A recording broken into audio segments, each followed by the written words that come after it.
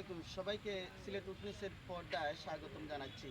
আমরা রয়েছি সিলেট সিটির ৩৯ নং ওয়ার্ড টুকের বাজার পুরাতন খেয়াঘাটে।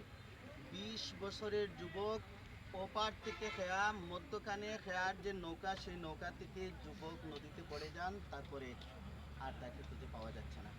তার নাম ঠিকানা এখনো পুরোপুরি না পাওয়া গেলেও তিনি পড়ে যাওয়ার আগে যিনি নৌকায় মাঝি ছিলেন, নাইয়া ছিলেন, সেই মাঝির কাছ থেকে আমরা খবর যতটুকু নিতে পেরেছি, আমরা ওনার সাথেও কথা বলবো।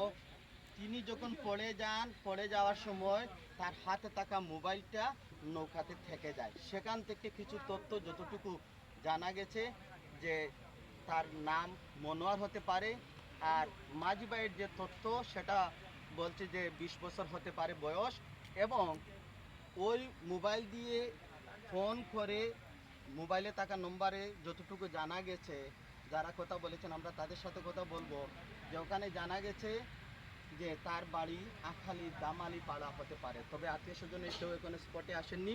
ঘটনাটি সন্ধ্যার ঠিক আগ মুহূর্তে ঘটেছে, মানে সন্ধ্যা ৬টার দিকে শত শত মানুষ বিল করছেন এই খেয়াঘাটে, এবং এখানে মানুষ যারা স্থানীয় বাসিন্দা তাদের অনেকেই দেখতে পাচ্ছেন।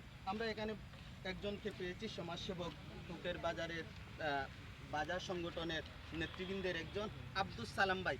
আব্দুস সালাম ভাই, আসলে নদী ঘাটে এখানে কি ঘটেছে যদি একটু আমাদেরকে জানান।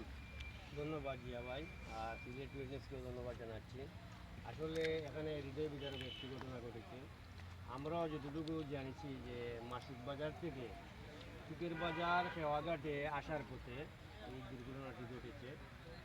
তো এখানে একটি বেল রয়েছে আমাদের এই যে নদীর মধ্যখানে, ওই জায়গায় সম্ভবত ছেলেটি ঘুমের একটু হয়তো তার একটা আবাক ছিল, হয়তো সে নৌকাতে বসে ঘুমে এরকম একটি যেটুকু শুনেছি মাঝির কাছ থেকে।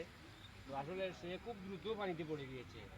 যারা ছিল তারা বুঝে ওঠার আগেই সে ওই মাঝি কিন্তু তাকে একটি লাঠি দিয়েছিল নৌকা থেকে, যেটাতে সে আর ধরতে পারেনি, দ্রুতই তলিয়ে গিয়েছে।